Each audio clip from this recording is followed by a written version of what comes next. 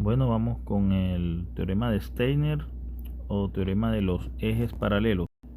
Este teorema es importante para poder calcular las inercias respecto a unos ejes de referencia que se encuentren alejados de la figura.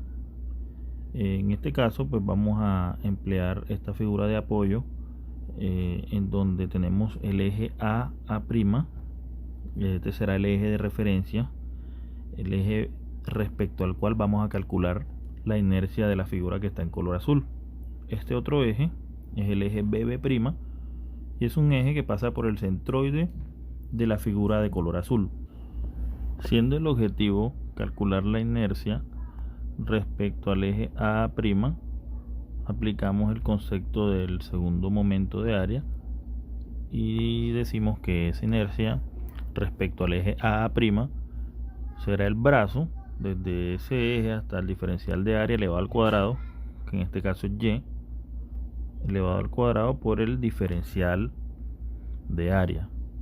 También se sabe que esa distancia y está compuesta por dos distancias, y' más d, donde y' sería la distancia desde el centroide hasta el diferencial de área y d es una distancia que va comprendida desde el centroide de la figura hasta el eje de referencia A'. Reemplazamos esta expresión aquí y obtenemos, bueno, aplicando el producto notable y linealidad, vamos a tener tres integrales. La primera integral es el primer término elevado al cuadrado. La segunda es más dos veces el primero por el segundo, más el segundo término elevado al cuadrado. Noten que la distancia d, como es una distancia constante, pues sale de la integral o de las integrales, de la del medio y de la última. La última sale al cuadrado pues por aquello del producto notable. Ahora vamos a analizar cuidadosamente cada integral. Y notemos que la primera integral se encuentra el brazo y' elevado al cuadrado por un diferencial de área. Esto es el segundo momento de área respecto al eje neutro o al eje donde pasa el centroide, por donde pasa el centroide. Entonces, ¿qué quiere decir esta primera integral?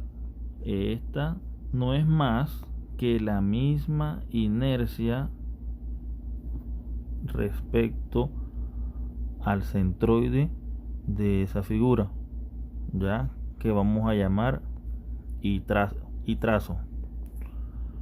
La última integral es sencilla, tengo d al cuadrado, si derivo el área sería a por d al cuadrado.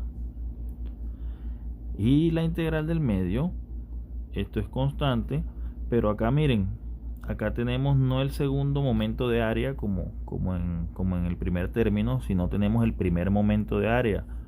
Eso se refiere al centroide, ¿verdad? Entonces, ¿cuál sería el centroide respecto al eje BB' de esa figura?